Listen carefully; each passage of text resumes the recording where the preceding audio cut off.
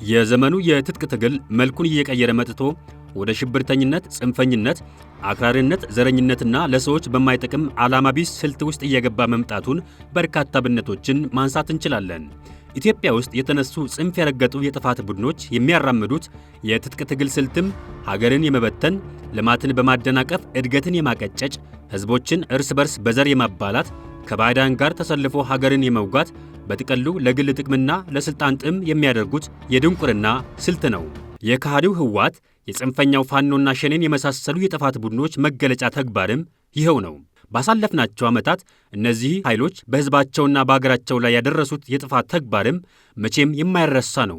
ላለፉት 3 እና 4 ዓመታት ዓላማ የለሽ ትግል የያዘው የጽንፈኛው ፋኖ በአማራ ክልል መሠረተ ልማት እንዳይገነባ፣ ህዝቡ በሰላም ወጥቶ እንዳይገባ የማድረግ የመዝረፍና ወገኑን መልሶ የመጨፍጨፍ ተግባር ላይ ተሰማርቶ ነው የምናገኘው። ለአብነት እንኳን ብናነሳ ጽንፈኛው ቡድን በግንባታ ሂደት ላይ የነበረውን የደብረ ማርቆስ ንጉሥ ተክለ ሃይማኖት አውሮፕላን ማረፊያን ልማቱን በማስቆም ለጦር ካምፕነት መጠቀሙ ይህ ቡድን ምን ያህል የልማት ጠል መሆኑን ማሳያ ነው።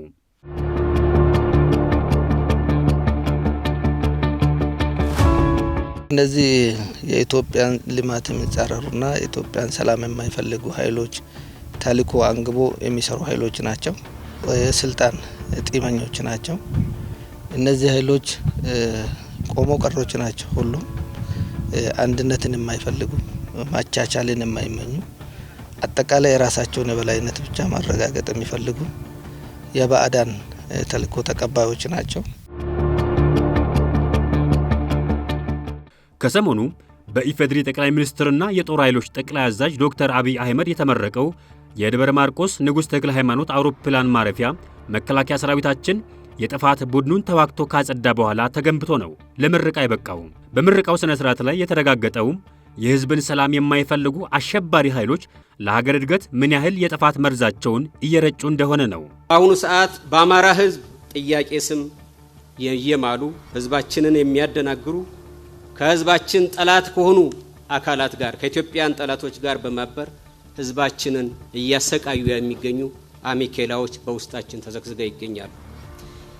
ይሄም ሕዝባችንን በእጅጉ ለስቃይ እየዳረገ ይገኛል። ሕዝባችን ቀደም ሲል እንደተገለጸው በዘራፊዎች፣ በወንበዴዎች ንብረቱም ሕይወቱም አደጋ ላይ ወድቆ ይገኛል።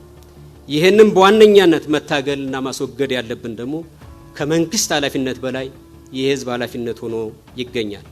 ስለዚህ ይህን መረዳት ይህን ተረድተን አካባቢያችንን ሰላም ማድረግ ይኖርብናል። ኢትዮጵያ ውስጥ ያለው የዘር የመከፋፈል፣ የጎጠኝነት፣ የጽንፈኝነት እሳቤ እየተንሰራፋ እንዲመጣ አንዱ የእውነት መቅጠን ምክንያት ሆኖ ሊወሰድ ይችላል።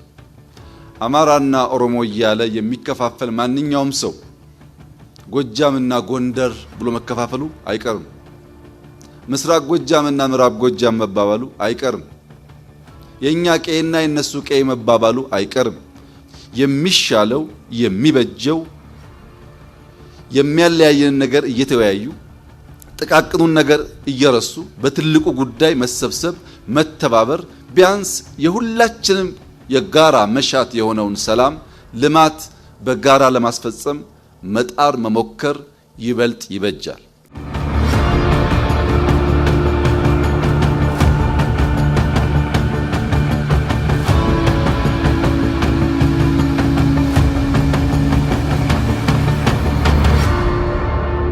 የዚህ የአየር ማረፊያ የግንባታ ስኬት የሁሉም አስተዋጽኦ አለበት።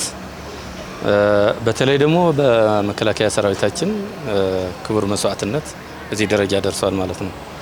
ይሄ የጠላት ማሰልጠኛ ነው የነበረው። ከዚህ እየተነሳ ነው ከተማ ሲተኩስ የነበረው እና ይህንን አጽድቶ ይህን የመሰለ ፕሮጀክት ይህን የመሰለ አየር ማረፊያ እንዲሰራ ማድረግ ቀላል አይደለም። አሁን ዝም ብሎ በቀላሉ ተነግሮ የሚያልቅ አይደለም እና መስዋዕትነት የተከፈለበት ነው። ደብረ ማርቆስና አካባቢው ሰፊ የልማት ሥራ የሚሰራበት የቱሪዝምና ኢንቨስትመንት እንቅስቃሴ ያለበት ሲሆን በሰላም እጦት ምክንያት ግን እነኚህን ሀብቶች በአግባቡ የመጠቀሙ ሁኔታ ተደናቅፎ ቆይቷል። በቀጠናው የተሰማራው 6ኛ እዝ በልማት አደናቃፊ ጽንፈኞች ላይ በወሰደው የኃይል እርምጃ ሕዝቡን የሰላም አየር እንዲተነፍስ አድርጎታል። የተቋረጡ ልማቶችም መቀጠል ችለዋል። 2015 ዓመተ ምህረት መጨረሻ አካባቢ የአማራ ክልልን ለማተራመስ ለመበተን ብሎም ሀገርን ለመበተን ከፍተኛ የውጭና የሀገር ውስጥ ሴራ በመስራት የተጀመረ የጽንፈኞች እንቅስቃሴ ነበር። ይህንን በሀገር መከላከያ ሰራዊትና በክልሉ የጸጥታ ኃይል አማካኝነት በተደረገ ከፍተኛ ተጋድሎ የጽንፈኛ ኃይሉን በማሸነፍ ዛሬ የደብረ ማርቆስ ከተማ ፍጹም ሰላማዊ ወደሆነ እንቅስቃሴ ውስጥ ገብቷል። ይህንን እንቅስቃሴም መሰረት ያደረገ ወደ ነበረበት የልማት እንቅስቃሴዎች የመልካም አስተዳደር ችግሮችን የመፍታት ከህዝቡ ጋር ሙሉ ወጥቶ ገብቶ በሰላም ወጥቶ ገብቶ ስራውን እንዲሰራ የምናደርግበት ሁኔታ ላይ ደርሰናል።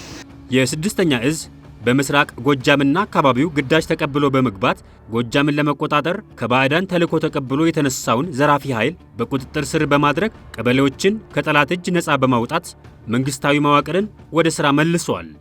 በሸኔም በጽንፈኛ ኃይልም በአሁኑ ሰዓት በገዛ ህዝባቸው ላይ ግፍ እየፈጸሙ ናቸው።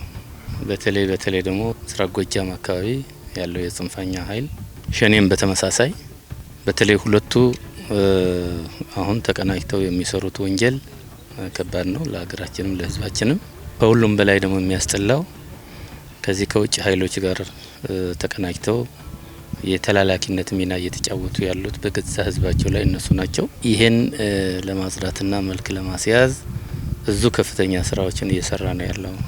እዚህ ከገባን በኋላ ጽንፈኝነትን ለማዋጋት የህዝብን ሰላም ለማረጋገጥ ልማት እንዲፋጠን ለማድረግ መከፈል የሚገባቸውን መስዋዕትነት ሁሉ በማክፈል አሁን በቀጠናው የተረጋጋ ሰላም እንዲፈጠር አድርገናል ማለት ነው።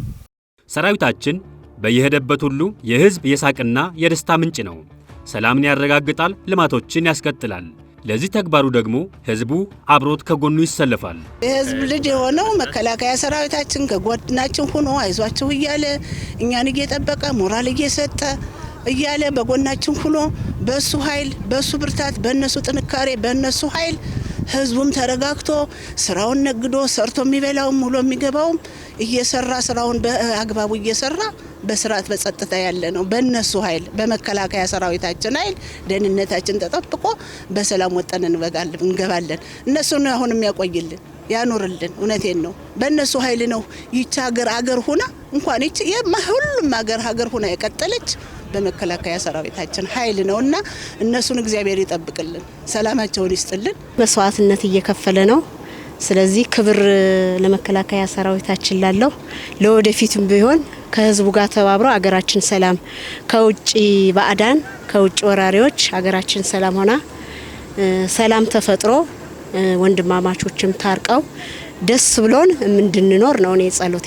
ታላቅ የህዝብ አደራ የተጣለበት መከላከያ ሰራዊታችን በየተሰለፈበት ሁሉ ግንባሩን ሳያጥፍ በተመቻቸ ሁኔታ ውስጥ ሳይሆን ከባድና አስቸጋሪ ሁኔታዎችን እያለፈ ለሀገሩ ጸንቶ ቆመዋል። ሰራዊታችን ቁርጠኛ የሆነ የዓላማ ጽናት ያለው ሰራዊት ነው። ህዝባዊ ወገንተኝነትን የተላበሰ ነው። ምንጊዜም ደከመኝ ሰለቸኝን የማያውቅ በብርድም በፀሐይም እየወጣ እየወረደ እነዚህን ጽንፈኞችን ለማጽዳት በቁርጠኝነት እየታገለ እየተፋለመ ያለው ኃይል ነውና በቀላሉ በአንድ ቃል ብቻ የሚገለጽ ነገር አይደለም። የሰራዊታችን ጀግንነት ትልቁ እንግዲህ አንግቦ የተነሳው የዓላማ ጽናትና ቁርጠኝነት ስለሆነ በዚህች ልክ ደግሞ ቁርጠኝነቱ መለኪያው አሁን ያለው የሰላም ሁኔታ ነው ማለት ነው። ከስማችን ጽናት ነው። ይህ ጽናታችን ተከትለን በሚሰጠን ግዳጅ በሚሰጠን ቦታ እየገባን ጠላትን ያጠፋን እንገኛለን። ዝናብ ነው፣ ፀሐይ ነው፣ ውሃት ምናምን በገረን ሳንል በየተሰጠን ግዳጅ በየሚሰጠው ቦታ እየገባን ጠላትን እያባረን እየመታን እየደመሰስን እንገኛለን። ይሄ ውስጥ ጠላትም የውጭ ጠላቶችን ሴራ ይዞ ነው እንጂ ራሱ ችሎ የሚዋጋበት አንድ ነገር የለውም። ስለዚህ አሁን ለቀጣይ ዝግጁነታችን ለውጭ ነው። ስለዚህ እኛ ይህን ሌባ ጽንፈኛ አጥፍተን ለወደፊት ዝግጁነታችን የውጭ ደንበሮቻችን ጠላቶች እነሱን ለመዋጋት ተዘጋጅተን ያለንበት ሰዓት እና ጊዜ ነው። የኢትዮጵያ ጠላቶች የውስጥም የውጭም ተብለው ቢከፈሉም የውጭ ጠላቶች ግን በመደበኛ ጦርነት ኢትዮጵያን ለመውጋት ተነስተው ተሸንፈው የተመለሱ ናቸው። የውስጥ ጠላቶች ደግሞ በመደበኛ ጦርነት ማሸነፍ ያልቻሉ ታሪካዊ ጠላቶች የሚጋልቧቸው ፈረሶች ሲሆኑም ባሳለፍናቸው ጊዜያት እነዚህ ለሆዳቸው ያደሩ ባንዳዎች ሀገራችን ከጦርነት አዙሪት ውስጥ እንዳትወጣ አድርገዋል። ጀግናው ሰራዊታችን ግን ታላቅ መስዋዕትነት እየከፈለ ኢትዮጵያን ዛሬም አጽንቶ እያስቀጠለ ይገኛል። ሁሌም ድል ለጀግናው ሰራዊታችን ይሁን።